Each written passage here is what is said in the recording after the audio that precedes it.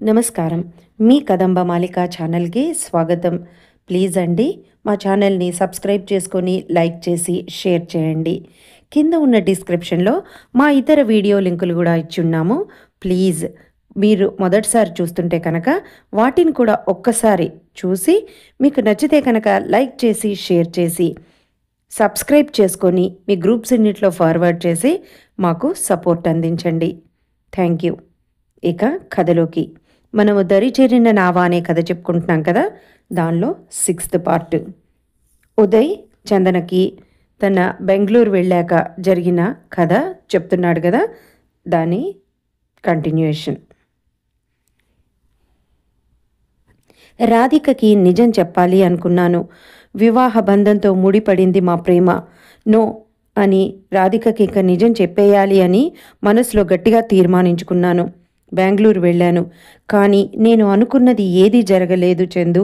మాకు నా టాలెంట్ గుర్తించి ఇంకో 4 ప్రాజెక్ట్స్ అదనంగా వచ్చాయి. లైఫ్ క్షణాల్లో బిజీ అయిపోయింది. నాకు ఎంత పనిలో ఉన్నా వసు మీదే ఉంది ఆలోచన. ఏం చేస్తోందో అని డబ్బు ఎక్కువ కూడా పంపించాను. తనకి లెటర్స్ రాశాను. వేళకి తినమని, బెంగపడద్దని, మళ్ళీ వస్తానని, పళ్ళు పాలు మందులు అన్నీ జాగ్రత్తగా తీసుకోమని, త్వరలో తనని నా దగ్గరికి తీసుకొచ్చుకుంటానని అలా రాశాను. 2 నెలలు వేగంగా గడిచిపోయినాయి. సడన్గా పని మీద మాకు అమెరికా వెళ్లాల్సి వచ్చింది. ఇంటికి వచ్చి వసుని అమ్మ వాళ్ళని చూసి వెళ్దామని మనసు ఎంతో పీకింది. వీసా ప్రాబ్లంతో వెళ్ళలేకపోయాను. వసు లెటర్ రాశాను. వసుకి రాధిక గురించి కూడా దానిలో రాశాను.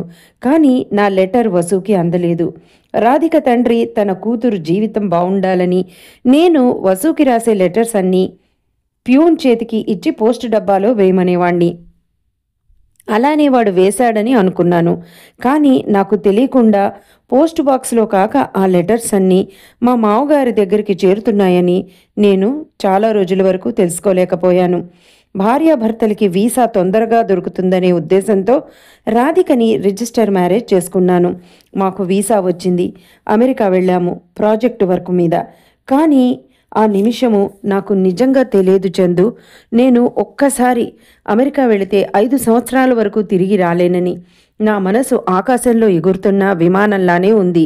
వసు గురించి ఎప్పటికప్పుడు రాధికకి చెప్పాలని అనుకున్నాను. కానీ తను చాలా మొండిది. నా ప్రేమ తనది కాదు అని తెలిస్తే చంపడానికైనా లేదా తను చావడానికైనా తెగిస్తుంది. ఇంకా నేను రాధికని దగ్గరికి తీయక తప్పలేదు. నాకు నేనే రాజుని అని అనుకునేవాణ్ణి. కానీ నా జీవితం నిజంగా నాది కాకుండా పోయింది. వసుకి లెటర్స్ రాశాను. ఒక్క లెటర్కి కూడా రిప్లై లేదు. ఏడ్చాను, బాధపడ్డాను. ఏ భార్య తన భర్త ఇంకో అమ్మాయిని పెళ్లి చేసుకున్నాడంటే భరిస్తుంది? వసుకి నెలలు నిండుతాయి. ఎవరు పుడతారో, ఎలా ఉంటారో అని నా మనసు పరిపరి విధాలు ఆలోచిస్తోంది. ఎన్నడూ వసు మీద నాకు తెలియకుండా నాలో ఇంత ప్రేమ దాగుందని నాకు వసు ఎడబాటు అయ్యే వరకు తెలియదు. అమెరికా నుంచి నేను రాసే ఏ లెటరు వసుకి చేరలేదనే విషయం నాకు తెలియని పిచ్చివాడిని. మా మామగారు డబ్బులు పోస్ట్ మాస్టర్కి ఇచ్చి ఏ లెటర్ వచ్చినా నా పేరు మీద అది ఇంటికి డైరెక్ట్ చేయమని చెప్పారంట. అలానే జరిగింది. ఈ విషయం నాకు తెలీదు. రాధికతో కలిసి జీవించక తప్పలేదు. రాధిక నన్ను మధ్యలో తిట్టేది. నువ్వు నిజంగా నా బలవంతం మీద పెళ్లి చేసుకున్నావు కానీ ఇష్టంతో కాదని. తనని బాధ పెట్టడం ఇష్టం లేక తనతో మామూలుగా ఉండేవాణ్ణి. నాకు ఎవరు పుట్టారో కూడా నాకు తెలీదు. అయినా నాకు తెలియపరచలేదేంటి అని నాకు కోపం వచ్చింది. మా పక్కింటి ఆయనకి ఫోన్ చేశాను. ఆయన, అదేంటయ్యా, మీ అమ్మగారు 3 నెలల క్రితమే ఇల్లు ఖాళీ చేసి వెళ్ళిపోయారు, సామాన్లవి కూడా తీసుకెళ్ళిపోయారు అని అన్నారు. మరి వసు అన్నాను ఆశ్చర్యంగా. ఆ అమ్మాయి పుట్టింటికి వెళ్ళిందనుకుంటా, మీ అమ్మగారు చెప్పారు, నెలలు నిండాయిగా అన్నాడు. ఫోన్ పెట్టేశాను. నాకు తెలియకుండా ఈ మార్పులేంటి, అసలు ఏం జరుగుతోంది అని అనుకున్నాను. నా మనశ్శాంతి పోయింది. మా పెద్ద చెల్లెలింటికి ఫోన్ చేశాను. అందరూ బాగానే ఉన్నారని చెప్పింది కానీ అసలు విషయము ఎంత అడిగినా చెప్పలేదు. కానీ నా రెండో చెల్లెలు వాళ్ళలా కాదు, కొంచెం మనసుతో ఆలోచించే మనిషి. తనకి ఫోన్ చేశాను. ఏంటన్నయ్యా, ఎందుకిలా చేశావు? మహాలక్ష్మి లాంటి ఇల్లాల్ని ఇంత క్షోభ పెడతావా? నీకు నిజంగా పుట్టగతులుంటాయా? దేవుడు నిన్ను క్షమిస్తాడా? వసుంధర అని పేరు పెట్టుకుందని ఆ భూదేవిలా ఉన్న తనని అన్నీ భరించమని ఆ ఇల్లాల్ని విడిచి వెళ్ళిపోయావా? నీకు మనసు అనేది ఉందారా అసలు అని వాయించేసింది. నేను రాయిలా కూర్చుండిపోయాను. వినటమే తప్ప నాలో ప్రాణం లాంటిది ఎగిరిపోయినట్లు అయింది. లక్ష్మి, నాకు ఇవన్నీ తెలియవమ్మా, నీకు దండం పెడతా, నిజమేంటో చెప్పు అని ఏడ్చాను. నా ఏడుపుకి నా చెల్లెల మనసు కాస్త కరిగింది. నిజం చెప్పింది. మావగారు నన్ను అమెరికా పంపించి వెళ్ళి మా అమ్మని కలిశారట. అప్పుడు లక్ష్మి కూడా ఉందట. వసు నిండు గర్భిణి అంట. ఎలా తన కూతురు తనని ప్రేమించిందో, నేను ఎలా కాదనలేకపోయానో, నేను తనని ఇష్టపడ్డానని ఏడ్చేశాడు ఉదయ్. మీ అందరితో చెబితే వద్దంటారనే భయంతో చెప్పకుండా వెళ్ళాడని, వసుని చూసి అమ్మ, నీకు నీ బిడ్డకు ఎలాంటి అన్యాయము జరగనీను, ఇదిగో 25 లక్షలు డబ్బు, ఇది నీ మొగుడిని డబ్బుతో చూస్తున్నానని మాత్రం అనుకోకు, నా అల్లుడికి నేనిచ్చే కట్నం అనుకో, నీ బిడ్డ భవిష్యత్తుకి రక్షణ అని అనుకో. వసు ఆ డబ్బును చూసి ఆ మాట విని కళ్ళు తిరిగి పడిపోయిందట. తన గుండె ఎన్ని ముక్కలైందో హరి నేను ఊహించగలను. వసుని లేపి కూర్చోపెట్టాక ఇంక వసు ఏం మాట్లాడలేదంట. 25 లక్షలు చూశాక మా అమ్మకి ఆశ పుట్టింది. నేను నచ్చ చెప్తాలేండి అని తీసుకొని ఆయన్ని పంపించేసిందట. వసుకి నీ మొగుడికి మంచి యోగం పడితే అలా బాధపడతావేంటే? నీకోసం వాడు బంగారు భవిష్యత్తు ఏర్పాటు చేసి వెళ్ళాడని ఏదో చెప్పబోయిందిట. ప్రాణం లేని ఈ డబ్బు ప్రాణమున్న మీ కొడుకు ఒకటేనా అని అందంట వసు. ఎన్నడూ అత్తగారి ముందర నోరు ఎత్తని వసుంధర ఎదురు చెప్పేసరికి మా అమ్మకి అహం దెబ్బతింది. ఎంత నచ్చ చెప్పినా వసు ఆ డబ్బు తీసుకోవడానికి ఒప్పుకోలేదట. మా అమ్మ, అయితే నిజంగా పౌరుషం చీము నెత్తురు ఉన్నదానివైతే దీనిలోంచి ఒక్క రూపాయి కూడా వాడుకోకు. ఇంకా నా కొడుకు నీ మొగుడు కానే కాదు, నీ వాడు కాదు. అలా కాదని వాడిని బజారుకి ఈడ్చావో వాడు చచ్చినంత ఒట్టు అని వెళ్ళిపోయిందట.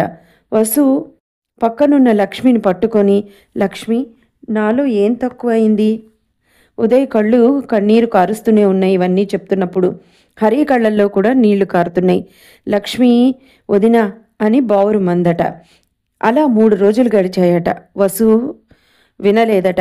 అయితే నా మాట వినని నువ్వు ఈ ఇంట్లో కూడా ఉండక్కర్లేదు, వెళ్ళిపో మీ పుట్టింటికి అని మా అమ్మ అరిచిందట.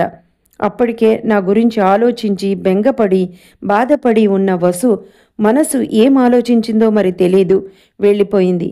ఎంత వెతికినా కనిపించలేదు. మా బావమరుదులుకి ఫోన్ చేశాను, మాకేం సంబంధం లేదు, ఇక్కడికేం రాలేదు అని అన్నారు. అందరం తనని చాలా బాధ పెట్టాం. తన పాలిట ఎంత కాఠిన్యం, ఎంత నిర్దయత్వం, చాలా పాపం చేశాం హరి. లక్ష్మితో అందట. లక్ష్మి, ఆయన నిజంగా నన్ను వదిలేసి వెళ్ళిపోయారా? నేను అంత నచ్చలేదా? లక్ష్మి, మరి మా కడుపును పుట్టే బిడ్డ కూడా నచ్చలేదా? లక్ష్మి తన తొలి పంటని చూడాలని ఆయనకు అనిపించలేదా? మేమిద్దరం చాలా దురదృష్టవంతులం. నా బిడ్డ పుడుతూనే తండ్రిని దూరం చేసుకున్నారు. మేమిద్దరం అందరం ఉన్న అనాథలం అని ఏడ్చేసింది హరి అని ఉదయ్ కూడా ఏడ్చేశాడు. ఎక్కడికి వెళ్ళిందో నా వసు, ఎలా ఉందో. వాళ్ళు కాదు నిర్భాగ్యులు, అమూల్యమైన వాళ్ళని పదిలంగా కాపాడుకోలేని నేను నిర్భాగ్యుణ్ణి, నేను అనాథని. రాధిక తండ్రిని నిలదీశాను. అంతా మీ ఇద్దరి మంచి కోరే చేశాను. నా వలన నీ మొదటి భార్య బిడ్డ కూడా బాగుండాలని ఈ పని చేశాను అన్నాడు. అంతే. ఆ రోజు నుంచి నేను ఆయనతో మాట్లాడటం మానేశాను. రాధిక ఎంత అడిగినా కారణం చెప్పలేదు. ఆయనే తన కూతురికి చెప్పుకున్నాడు. ఏదో బిజినెస్ విషయమై నా మీద అలిగాళ్లే, సర్దుకుంటాళ్లేమ్మా అని అన్నారాయన. కాలం ఎవరి గురించి ఆగదు కదా. శరవేగంతో పరుగులు తీసింది. 4 సంవత్సరాలు కాలగర్భంలో గడిచిపోయాయి. మాకు అభి పుట్టాడు. అభిని చూసినప్పుడు నేను అన్యాయం చేసిన వసునే నాకు గుర్తొచ్చేది. వసు నా బిడ్డ ఎలా ఉన్నారో, ఏం తిన్నారో, అసలు ఉన్నారా లేదా? భగవంతుడా, నాకెందుకు ఈ శిక్ష అని నేను ఏడవని రోజంటూ లేదు హరి. నా మనసు నరకం పడని క్షణం లేదు. అభిని చూసి నా మనసుకి అయిన గాయాలు కాస్త మరిచేవాణ్ణి. వాడికేదన్నా ఒక బొమ్మ కానీ ఒక బట్ట కానీ కొన్నా నా బిడ్డ నాకు తప్పక గుర్తొచ్చేది. పాపం ఎలా ఉన్నారో అని. కానీ ఏం చెయ్యలేని పరిస్థితి. నా పరిస్థితికి నా మీద నాకే కోపం వచ్చేది. రాధిక రెండోసారి కడుపుతో ఉంది. నా డ్యూటీ నేను తప్పక చేశాను. తన మెడలో తాళి కట్టినందుకు తనని ఎన్నడూ బాధ పెట్టలేదు. నేను స్వశక్తి మీద సంపాదించుకునే పవర్ నాకు వచ్చింది. అలానే నన్ను నేను బిజీ చేసుకున్నాను. క్షణం తీరిక లేకుండా రాక్షసుల్లా పనిచేశాను. ఒక్కసారి రాధిక అనేది, ఎందుకు ఉదయ్ అంతలా కష్టపడతావు, మనకున్నది చాలదా అని నవ్వి ఊరుకునేవాణ్ణి. తనకేం తెలుసు నా మనోవ్యధ తీరటానికి నన్ను నేను బిజీ చేసుకున్నానని. రాధికకి ఆరోగ్యం బాగోలేదు. రెండోసారి ప్రెగ్నెన్సీలో తనకి చాలా ప్రాబ్లమ్స్ వచ్చాయి. బాబు పొట్టలోనే చనిపోయాడు. అది తెలియని రాధిక 3 రోజులు కడుపులో నొప్పితో హాస్పిటల్లో నరకం పడి చనిపోయింది. నేను ప్రేమించిన భార్య నాకు దూరమైంది. నన్ను ప్రేమించిన భార్య దూరమైంది. నా చేతిలో మిగిలింది ఒకే ఒక్క ప్రాణి నాకు సంబంధించింది, అది అభి ఒక్కడే. చూసావా హరి, వసు ఉసురు ఎలా నాకు తగిలిందో, ఆ ఇల్లాలు ఎన్ని కన్నీళ్లు కార్చిందో, నా గురించి ఎంత బాధపడిందో. హరి, నా వసు నాకు కనిపిస్తుందా? నాకు నిన్ను చూడగానే వసులానే అనిపించావు. నాకు కూతురుంటే ఇంతే వయసులో ఇలానే బంగారు బొమ్మలా ఉంటుందేమో అని అనిపించింది. అదేనమ్మా నాకు నీ మీద ఏర్పడ్డ అభిమానానికి కారణం. నాకింకే కోరికలు లేవు. నేను చచ్చిపోయేలాగా ఒక్కసారి వసుని చూసి కాళ్ళ మీద పడి క్షమించమని అడిగితే చాలు. వయసులో ఉన్నప్పుడు డబ్బు గురించి ఆశపడ్డా. డబ్బు నాకిచ్చి నా మనశ్శాంతిని కరువు చేశాడు ఆ దేవుడు. అభి కోసమే బ్రతుకు, లేకపోతే నాకు జీవించాలనే కోరిక అసలు లేనేలేదు. నా అభిని కూడా వసు చేతికి ఇచ్చేసి హాయిగా కన్నుమూయాలని ఉంది హరి అని ఏడ్చేశాడు ఉదయ్. ఛీ, బాధపడకండి అంకుల్, అన్నీ మీకు మంచే జరుగుతాయి. విధి ఆడే వింత నాటకంలో మనమంతా పాత్రధారులం. ముందు రెస్ట్ తీసుకోండి అని పడుకున్న అతనికి దుప్పటి కప్పి వచ్చేసి ఆలోచిస్తూ బయట సోఫాలో కూర్చుంది చందన. అలా ఆలోచిస్తూ కూర్చున్న చందన ఎదురుగా చిటికెలు పడి ఉలిక్కిపడింది. అభి వచ్చాడు. అభి, నువ్వా? ఎగ్జామ్ ఎలా రాసావు అంది. బానే రాశానక్క. డాడీకి ఎలా ఉంది అన్నాడు. పర్వాలేదు, ఇంజెక్షన్ వల్లనేమో నిద్రపోతున్నారు అంది. అభి అన్నాడు, నా చిన్నప్పటి నుంచి ఇలా ఎన్నిసార్లు నాకు అలవాటైంది, భయము వేస్తుంది అన్నాడు. చందుకి జాలేసింది. అభి, నిన్నొక మాట అడగనా అంది. అడుగక్క అన్నాడు. మీ డాడీ అలా మీ మదర్ గురించి కాకుండా ఇంకో ఆవిడ గురించి ఆలోచిస్తుంటే నీకు బాధ అనిపించదా అంది. వాడు నవ్వి, లేదక్క, అంతా మా తాతగారి వలన, మా అమ్మ పట్టుదల వలన జరిగింది. వాళ్ళిద్దరూ వెళ్ళిపోయారు. డాడీని చూసి నేను నరకం పడుతున్నాం. నాకు అమ్మ ప్రేమ తెలియదు. చిన్నప్పటి నుంచి మా పెద్దమ్మ గురించి విని నాకు రాధిక అమ్మ కన్నా వసు అమ్మనే అమ్మగా అనిపిస్తూ ఉంటుంది. ఎప్పటికైనా కనిపిస్తే బాగుండు అని అనిపిస్తుంది. ఎంతో బాధగా కూడా అనిపిస్తుంది అన్నాడు దిగులుగా. ఏయ్ బంగారం, నేనుండగా నీకు దిగులెందుకు అంది పక్కన కూర్చుంటూ. వాడు నవ్వి, థ్యాంక్ యూ అక్క. నిజం చెప్పనా, నువ్వు వచ్చాక నాకు డాడీకి చాలా బాగుంది అన్నాడు. అభి, మీ వసు అమ్మ ఫోటో ఉందా నీ దగ్గర? నువ్వు చూసావా అని అంది. ఉందక్క, డాడీ బీర్వాలో ఉంది, కానీ ఎప్పుడూ చూపించలేదు. నేను అడిగినా వద్దురా, ఆ ఫోటో బయటకు తీసి చూసే ధైర్యం కూడా నాకు లేదు అంటారు డాడ్. చందు ఆలోచనలో పడింది. సాయంత్రం ఉదయ్ తేరుకున్నాక, అంకుల్ మిమ్మల్ని ఒక మాట అడగనా అంది. అడుగమ్మా అన్నాడు ఉదయ్. మీ వసుంధర ఫోటో మీ దగ్గర ఉందా అంది. ఉంది, ఎందుకు అన్నాడు నవ్వుతూ. ఒక్కసారి చూపించండి, నేను మోహి వెతుకుతాం అంది. ఉదయ్ ఆలోచించాడు. అంకుల్ ప్లీజ్ చూపించండి అంది. ప్లీజ్ డాడ్ చూపించండి అన్నాడు అభి కూడా. డ్రాయర్లో ఉన్న తాళాలు తీసి బీరువా తీశాడు. లాకర్లో తీసి దానిలోంచి ఒక సాటిన్ క్లాత్లో చుట్టి ఉన్న కవర్ తీసి దానిలోంచి ఒక ఫోటో తీసి అభికి హరికి ముందర పెట్టాడు. అభి, హరి ఆత్రంగా ఆ కవర్ ఓపెన్ చేసి బయటికి తీసి ఫోటో తీశారు. నిర్ఘాంతపోయారిద్దరూ. చందు కళ్ళల్లో నీళ్లు కారినాయి. అభి కూడా చూసి ఆశ్చర్యపోయాడు. ఉదయ్, వసుంధర పెళ్లి ఫోటో అది. చాలా అందంగా ఉన్నారిద్దరూ. తరువాత ఇద్దరూ రకరకాల ఫోజుల్లో ఒక 3 ఫోటోలున్నాయి. చూశారా నా వసుని, నా దేవతని, నా సర్వస్వాన్ని అన్నాడు బాధగా. అభి, చందు ఇద్దరూ ఒకళ్ళనొకళ్ళు చూసుకొని వెళ్ళి ఉదయ్ని గట్టిగా కౌగిలించుకున్నారు. ఉదయ్కి ఏమీ అర్థమవలేదు. డాడ్, అమ్మ తప్పకుండా దొరుకుతుంది అన్నాడు ఆనందంగా. ఇట్స్ మై ప్రామిస్ అన్నాడు. ఎస్ అంది చందు కూడా బయటపడకుండా. ఉదయ్ నవ్వి వాళ్ళిద్దరినీ చెరో చేత్తో దగ్గరికి తీసుకొని ఇద్దరికీ నుదుటి మీద ముద్దిచ్చాడు. డాడ్, అమ్మ చాలా బాగుంది అన్నాడు అభి. నవ్వాడు ఉదయ్. ఆ ఫొటోస్ తన సెల్లో ఫోటో తీసుకుని సేవ్ చేసుకుంది. తర్వాత భద్రంగా లోపల పెట్టేశాడు ఉదయ్. చందు అపురూపంగా చూసింది ఉదయ్ని. ఇన్నాళ్ళు తన ఎదురుగా ఉంది తన తండ్ర. అందుకే ఆయన నాకు కూడా ఒకళ్ళంటే ఒకళ్ళకి అభిమానం ఏర్పడింది అని ఈ విషయం వింటే అమ్మ ఎలా ఉంటుందో. బయటికి వచ్చాక అక్క ఇలారా అని ఆ రోజు దెబ్బ తగిలితే నాకు కట్టు కట్టించిందే ఈవిడే. అమ్మనే.